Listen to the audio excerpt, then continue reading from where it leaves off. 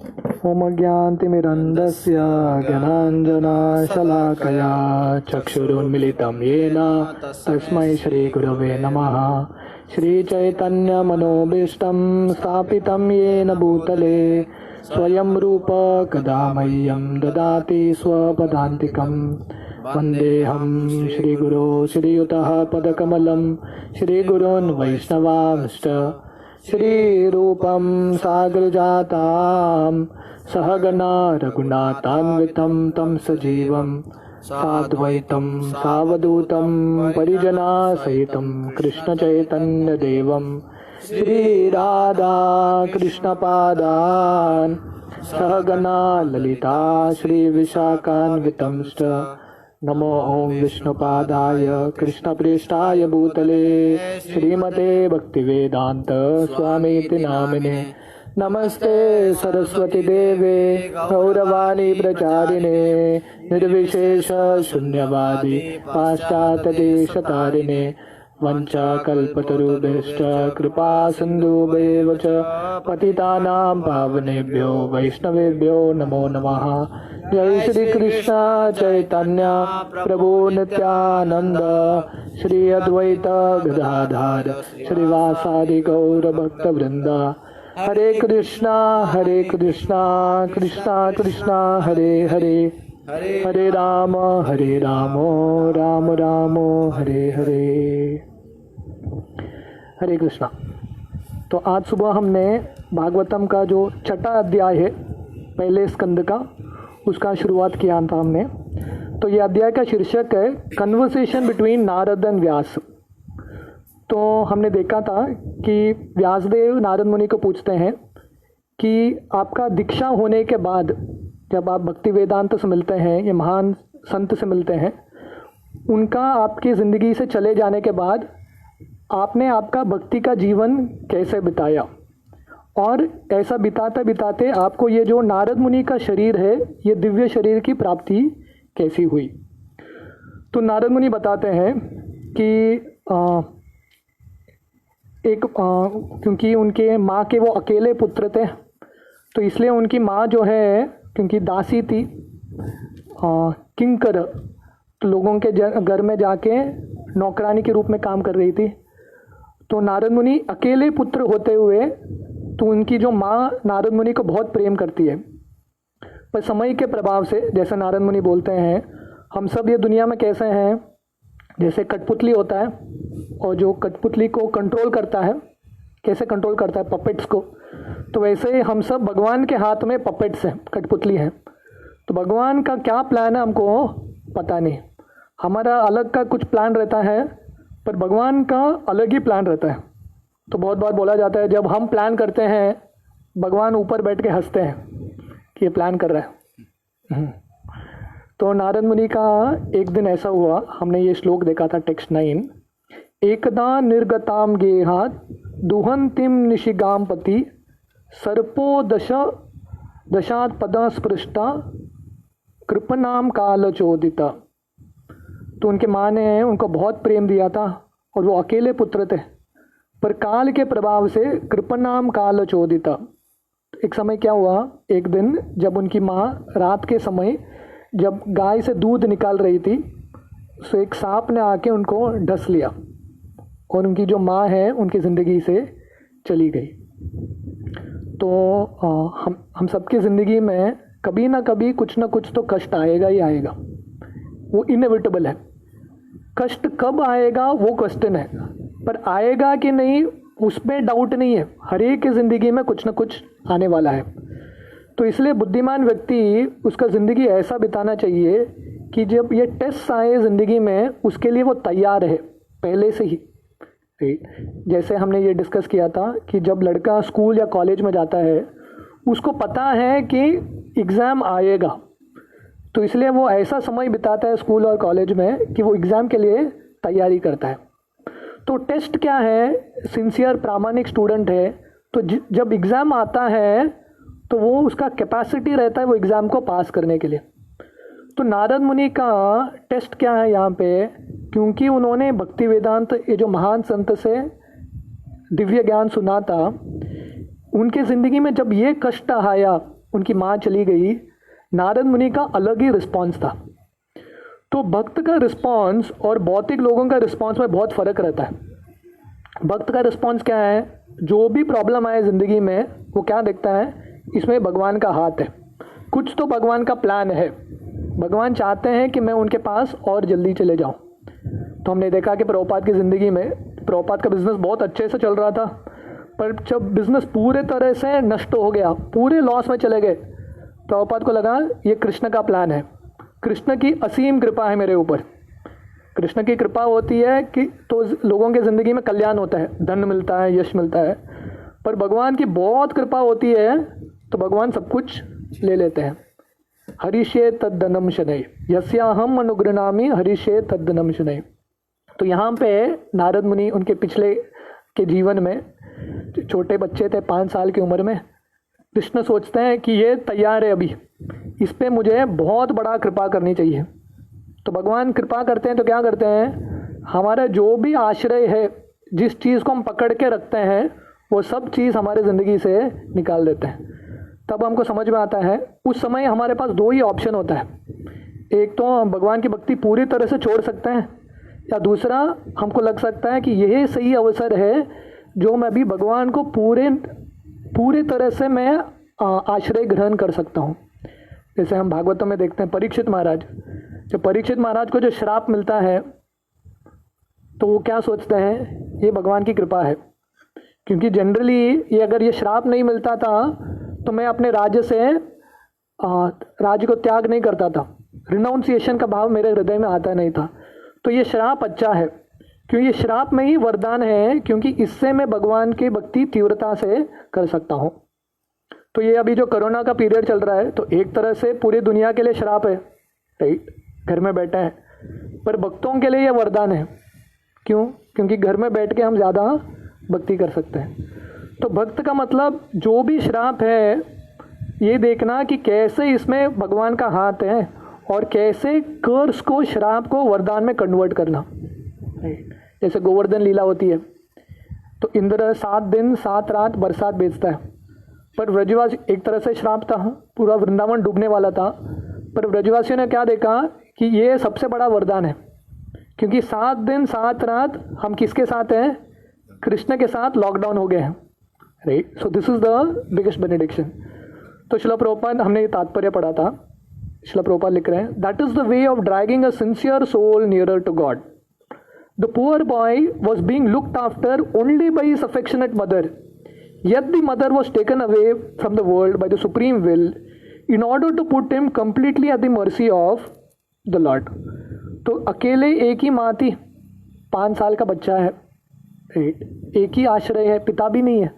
भगवान ने वो माँ को भी नारद मुनि के ज़िंदगी से निकाल दिया और लगा कि अभी नारद मुनि का समय है कि वो मुझ पे वो पूरे आश्रित होके शरण ले सकते हैं।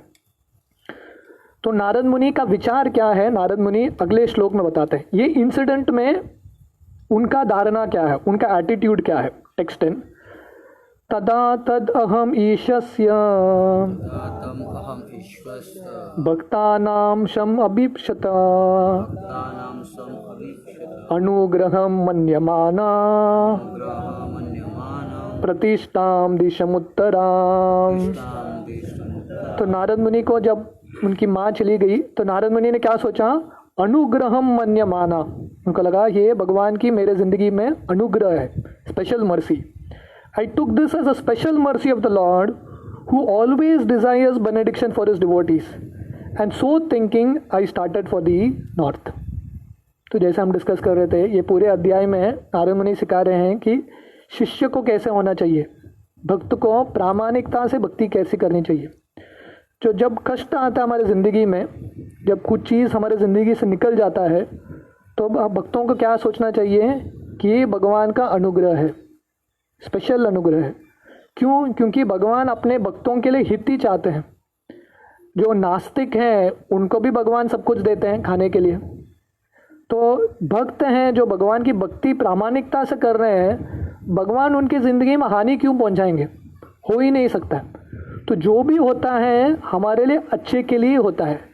तो इसलिए भक्त का एक कंडीशन है, वॉट एवर हैपन्स, मेरे ज़िंदगी में जो भी होता है भगवान की इच्छा से ही हो रहा है और भगवान का इच्छा मेरे सबसे बड़े हित के लिए है।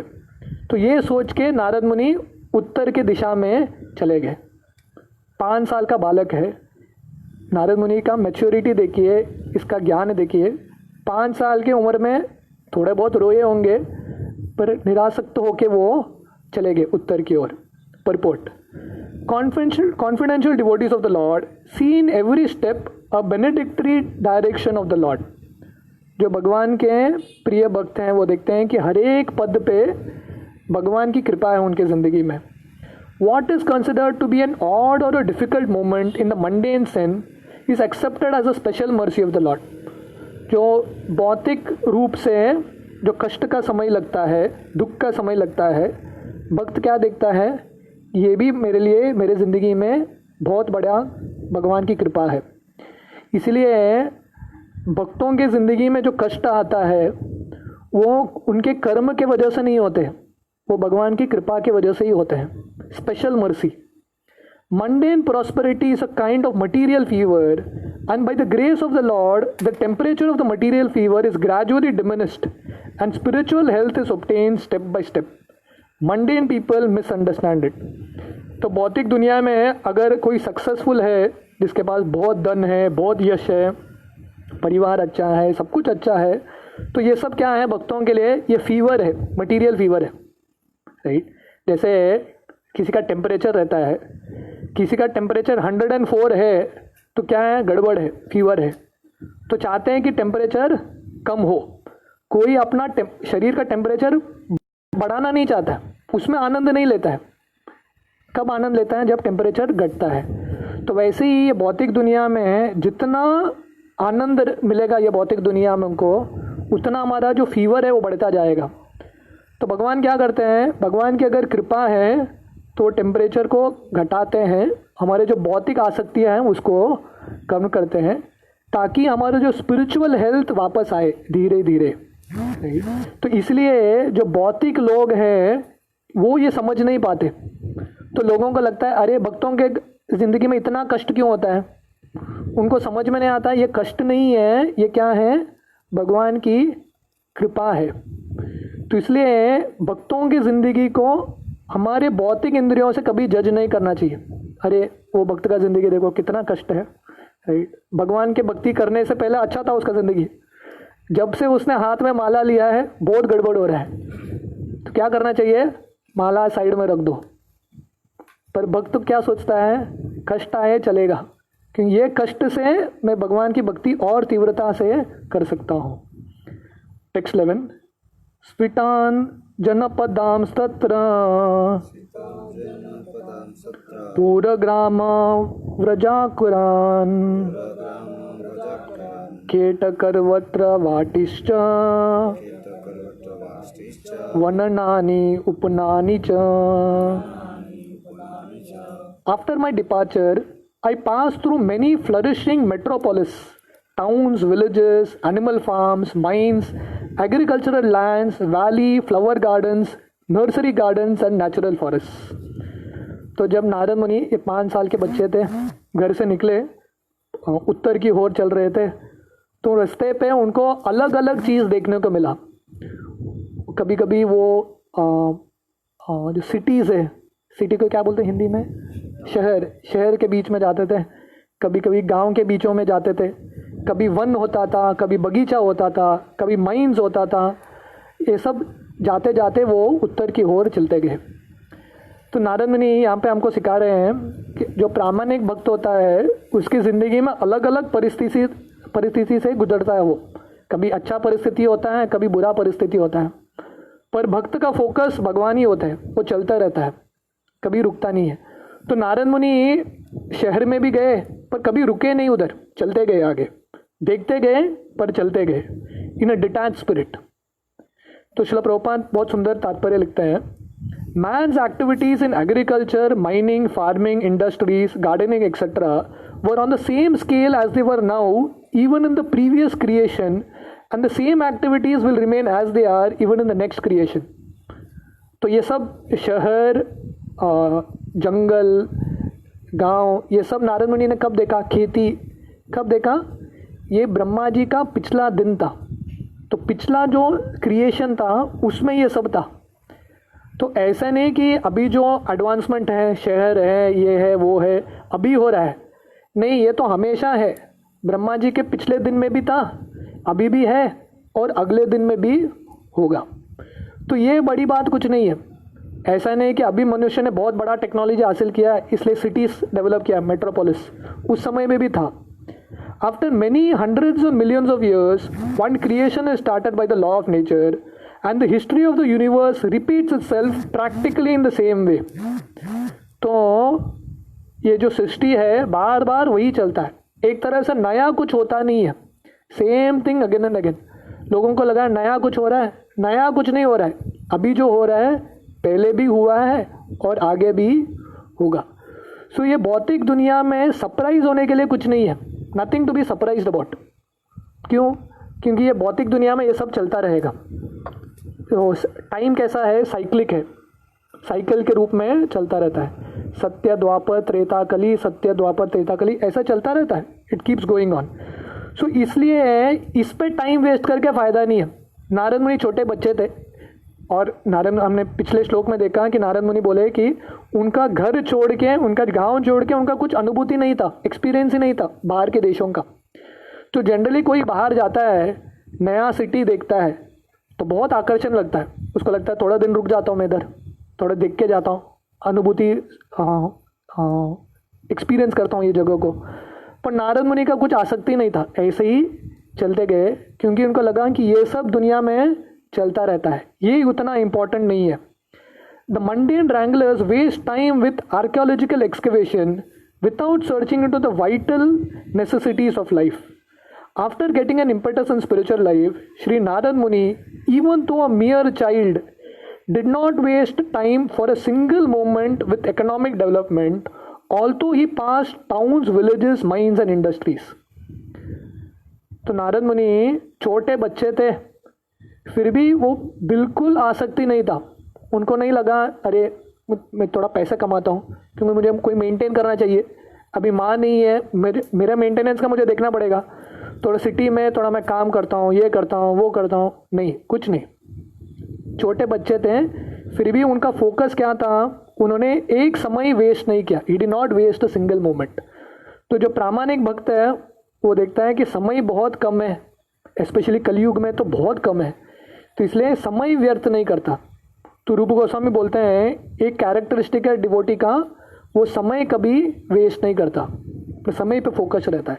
इसलिए हमारे गोस्वामी इसका आप ज़िंदगी पढ़ेंगे, उनका हर एक मोमेंट उन्होंने बहुत यूटिलाइज किया, टाइम बिल्कुल वेस्ट नहीं किया। तो रघुनाथ दास गोस्वामी वो पहले प्रसाद लेते थे, बाद में उनको लगा कि ये प्रसाद लेने में टाइम वेस्ट हो रहा है, तो क्या करते थे, दिन में रोज़ एक बार 3-4 बूंद छाछ लेते थे, बस उतना ही दिन में, और वो भी लगता था कि ये भी वेस्ट हो रहा है, मुझे ये भी कम करना चाहिए। तो नारद मुनि ये सब देख के वो मोहित नहीं हुए, वो चलते गए आगे। He continually went on to progress spiritual emancipation. Srimad Bhagavatam is a repetition of history which happened hundreds of millions of ago. As it is said herein, the only most important factors of history are picked up to be recorded in this transcendental literature.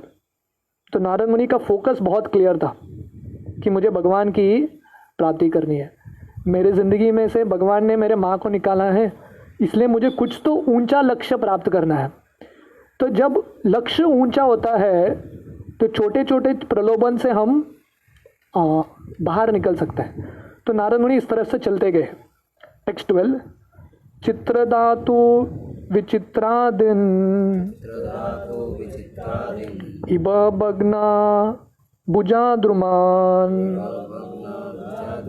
जलाशयान Shiv Jalan Nalini सुरसेविता चित्रश्वनेर पत्ररतेर विभ्रमद ब्रह्मण Shriya. I passed through hills and mountains full of reservoirs of various minerals like gold, silver and copper, and through tracts of land with reservoirs of water filled with beautiful lotus flowers, fit for the denizens of heavens, decorated with bewildered bees and singing birds. तो नारद मुनि जब उत्तर की ओर जा रहे थे तो अलग अलग चीज़ देखा। तो उन्होंने देखा है कि बहुत सारे पर्वत थे जो सोने से, सिल्वर को क्या बोलते हैं, चांदी से भरे थे, अलग अलग मिनरल से भरे थे। तो नारद मुनि को नहीं लगा कि थोड़ा रुकता हूँ इधर, थोड़ा गोल्ड इकट्ठा करता हूँ, थोड़ा बेच के धनी बनता हूँ। नहीं, वो चलते गए और अलग अलग सुंदर दृश्य, ब्यूटीफुल रिजर्वॉर्स ऑफ वाटर। तो नारद मुनि को नहीं लगा कि यहाँ पे बैठ के थोड़ा सेल्फी खींचते हैं, वो चलते गए आगे, राइट, क्योंकि उनका लक्ष्य बहुत बड़ा था। टेक्स्ट 13, नलवेणु शरस्तंभ कुश कीचक गह्वरन् एक एवित्यातोहम अद्राक्षन् विपिन्नं महत् घोर प्रतिभ्या आकारां व्यालोलुक शिवार्जिरम्। I then passed alone through many forests of rushes, bamboos, reeds, sharp grass, weeds and caves, which were difficult to go through alone. I visited deep, dark and dangerously fearful forests, which were play-yards of snakes, owls and jackals.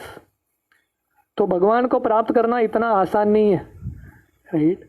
तो नारद मुनि one के बीच में से गए, शहर के बीच में से गए, और यहाँ पे वो बोल रहे हैं वो जो जंगल में से गए इतना डेंजरस, इनका इतना खूंखार जंगल था, तो अकेले जाना बहुत मुश्किल था, very difficult to pass alone.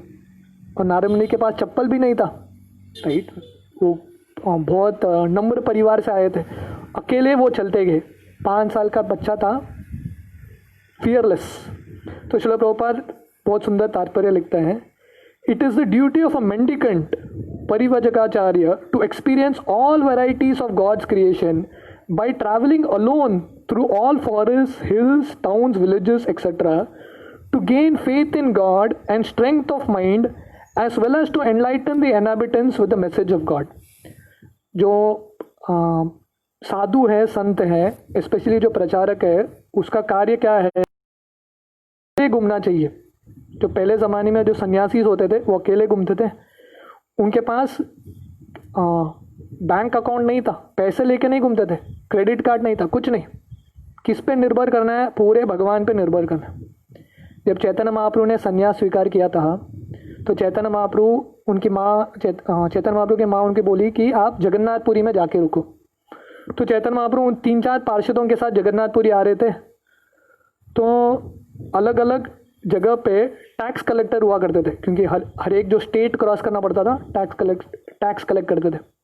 तो चैतन्य महाप्रभु आगे चलते थे और अपने पार्षदों को बोलते थे, जो टैक्स कलेक्टर था उसको बोलते थे, मेरे पार्षद आ रहे हैं पीछे, आप उनसे टैक्स ले लो। पर चैतन्य महाप्रभु का रूल क्या था, चैतन्य महाप्रभु उनके पार्षदों को बोला था, अगर आप मेरे साथ चलना चाहते हैं तो पैसे लेके आने का नहीं, पैसे लेके आ रहे हैं तो चले जाओ, मेरे साथ आना है तो पूरा भगवान पे निर्भर होकर आना है। तो ये सन्यासी का जीवन था। अगला खाना पहले से अरेंज नहीं होता था, भगवान जब अरेंज करेंगे राइट। तो इससे क्या होता है, भगवान पे विश्वास बहुत ज़्यादा बढ़ता है, क्योंकि अल्टीमेटली हमको क्या लग रहा है, अभी हम जो नौकरी कर रहे हैं उससे हमारा पेट भर रहा है, पर एक्चुअली कौन हमको खाना दे रहा है, भगवान ही खाना दे रहे हैं। कैसे है, क्योंकि इतने सारे पशु हैं, इतने सारे प्राणियां हैं, वो लोग तो काम नहीं करते, भगवान उनको खिलाते हैं कि नहीं, भगवान खिलाते हैं। तो वैसे ही हमको विश्वास होना चाहिए, अगर पशु को भी भगवान खिला रहे हैं और हम भगवान के भक्त हैं, हमको भगवान क्यों नहीं खिलाएंगे, 100% खिलाएंगे, भगवान रक्षा करेंगे। तो प्रचारक का एक काम है कि अकेले चलना, तो उससे क्या होता है, भगवान पे विश्वास आता है और माइंड स्ट्रांग बढ़ता है, क्योंकि डिपेंड रहने से माइंड बहुत वीक बनता है, अकेले चलते रहने से माइंड बिकम्स वेरी स्ट्रांग। और तीसरा कारण है क्यों सन्यासी को चलते रहना है अकेला, क्योंकि अलग अलग लोगों से मिलके वो प्रचार कर सके। और सन्यासी is duty bound to take all these risks without fear, and the most typical सन्यासी of the present age is Lord Chaitanya, who traveled in the same manner through the central Indian jungle, enlightening even the tigers, bears, snakes, deers, elephants, and many other jungle animals. तो सन्यासी का कर्तव्य क्या है? इस तरह से अकेले चलना और बिना भय के रिस्क लेना प्रचार के कार्य में। शिला प्रभुपाद 70 साल की उम्र में शिला प्रभुपाद ऐसे ही गए, पाश्चात्य देश में गए, अमेरिका, अकेले गए, without any money, without any contact. क्यों? क्योंकि उनका विश्वास था मैं भगवान का कार्य कर रहा हूँ तो भगवान मेरा मदद करेंगे, I don't need any support.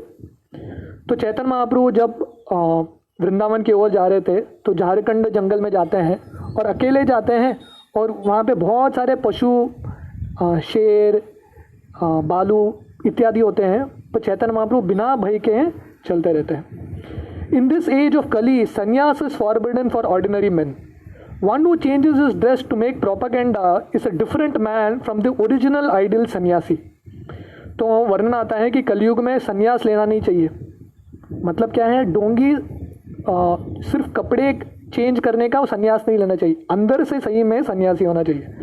One should however take a vow to stop social intercourse completely and devote life exclusively to the service of the Lord. The change of dress is only a formality. तो कलयुग में बाहरी रूप से संन्यास लेने की ज़रूरत नहीं है। क्या इंपॉर्टेंट है? हमारा अंदर का भाव सन्यासी की तरह होना चाहिए जो हमेशा भगवान पे निर्भर रहे। Lord Chaitanya did not accept the name of a sannyasi, and in this age of Kali the so-called sannyasis should not change their forever names following the footsteps of Lord Chaitanya. In this age, devotional service of hearing and repeating the holy glories of the Lord is strongly recommended, and one who takes the vow of renunciation of family life need not imitate the Parivajagacharya like Narad or Lord Chaitanya, but may sit down at some holy place and devote his whole life and energy to hear and repeatedly chant the holy scriptures left by the great acharyas like the 6 Goswamis of Vrindavan. तो श्रील प्रभुपाद बोलते हैं कि कलयुग के लोगों के लिए नारद मुनि के पचिनों पे चलने की ज़रूरत नहीं है। हमको क्या करना चाहिए? एक जगह पे बैठ के, अगर धाम में हो सकता है तो धाम में, या अपने घर में जिधर भी रहें वहाँ पे बैठ के हमको क्या करना चाहिए? हमेशा भगवान का कथा कीर्तन करना चाहिए। तो ये करेंगे तो हम नारद मुनि के पचिनों पे चलेंगे। टेक्स्ट 14, परिशांतेन्द्रियात्मा हम तृत्प्रजितो बुभुक्षिता स्नात्वा पीत्वा हृदय नद्या उपस्पृष्टो गताश्रमः। Thus traveling, I felt tired both bodily and mentally, and I was both thirsty and hungry. So I took bath in a river lake and also drank water. By contacting water, I got relief from my exhaustion. तो नारद मुनि इस तरह से जब चलते गए तो एक दिन वो बहुत थकावट महसूस करते हैं, शारीरिक रूप से और मानसिक रूप से। वो क्या करते हैं? नदी में स्नान करते हैं और वो पानी पीते हैं। A traveling mendicant can meet the needs of the body, namely thirst and hunger, by the gifts of nature without being a beggar at the doors of householders. Srila Prabhupada बोलते हैं साधु को कैसा जीना चाहिए? जो भगवान ने गिफ्ट्स दिया है नेचर में, पानी है, फल है, उस पर निर्भर रह के उसको जीना चाहिए। दूसरों के घर पे जाके उसको भीख मांगने की ज़रूरत नहीं है। तो बोलेंगे कि वर्णन भी आता है कि साधु संत लोगों के घर में जाके भिक्षा मांगते हैं। वो किसके लिए है? The mendicant therefore does not go to house of a householder to beg but to enlighten them spiritually. तो साधु संत जब भिक्षा मांगने के लिए किसी के घर में जाते हैं, खाना के लिए भिक्षा मांगने के लिए नहीं जाते। वो किस लिए जाते हैं? लोगों को ज्ञान बांटने के लिए, राइट। तो इसलिए साधु का कर्तव्य क्या है? सिर्फ भिक्षा मांगना नहीं है, उसका कर्तव्य है ज्ञान बांटना। सो दैट्स वाई जो सेंट्स प्रीवियसली, जो साधु संत थे, वो भिखारी नहीं थे, वो सबसे बड़े ज्ञानी थे और दूसरों को देते थे। तो श्रील प्रभुपाद बोलते थे कि बाहर अभी इंडिया के लोग हर एक देश में जाके कुछ मांगना चाहते हैं, उनसे पैसा मांगना चाहते हैं। तो श्रील प्रभुपाद बोलते थे इंडियंस, भारतीय लोगों का कर्तव्य क्या है? दूसरों से मांगना नहीं, दूसरों को देना। वो क्या है? जो भगवत ज्ञान है वो दूसरों को देना। टेक्स्ट 15 और एक लास्ट श्लोक पढ़ेंगे। तस्मिन् निर्मानुजेरन्ये पिपलोत्सस्त आश्रित आत्मानात्मानम् आत्मस्थं यथा श्रुतम् अचिन्तयम्. After that, under the shadow of a banyan tree in an uninhabited forest, I began to meditate upon the super soul situated within, using my intelligence as I had learned from the liberated souls.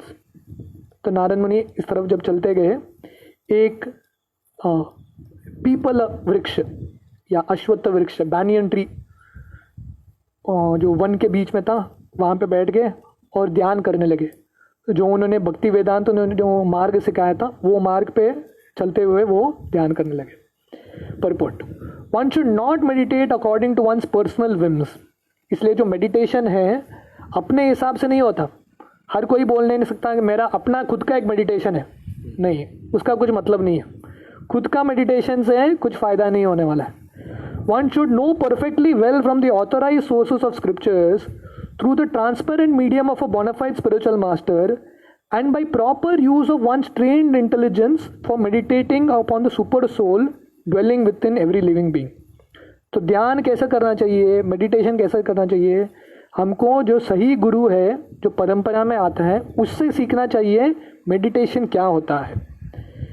This consciousness is firmly developed by a devotee who has rendered loving service unto the Lord by carrying out the orders of a spiritual master. तो सही में ध्यान कौन कर सकता है meditation? जो भक्त है, तो अपने गुरु से सीखा है वो मेडिटेट कर सकता है. और किस पे मेडिटेट करना चाहिए? भगवान पे मेडिटेट करना चाहिए. मेडिटेशन मतलब ऑन कृष्णा. तो कोई बोलेगा मैं मेडिटेट कर रहा हूँ, किस पे बोलेगा? कुछ नहीं, ऐसे ही मेडिटेट कर रहा हूँ, या किसी एक पॉइंट पे मेडिटेट कर रहा हूँ. ये सब मेडिटेशन से कुछ नहीं होने वाला. Sri Narad Ji contacted bona fide spiritual masters, served them sincerely and got enlightened rightly. Thus he began to meditate. तो मेडिटेशन करना है, ध्यान करना है, तो उसके पहले क्या करना पड़ेगा? पहले जो परंपरा में आए गुरु हैं उनके संपर्क में आना पड़ेगा. दूसरा, उनको प्रामाणिकता से उनकी सेवा करनी पड़ेगी. और जब उनसे ज्ञान उपलब्ध करेंगे, वो ज्ञान पे बल पे हम मेडिटेशन कर सकते हैं. और ऐसा जब मेडिटेशन करेंगे हम भगवान को साक्षात देख सकते हैं. नहीं तो मेडिटेशन का कुछ मतलब नहीं है. तो हम टेक्स्ट 16 से जब नारद मुनि यहाँ पे ध्यान करने के लिए बैठते हैं, ये अश्वत्थ वृक्ष बैनियन ट्री के नीचे, उनका क्या एक्सपीरियंस होता है हम कल सुबह देखेंगे. हरे कृष्णा.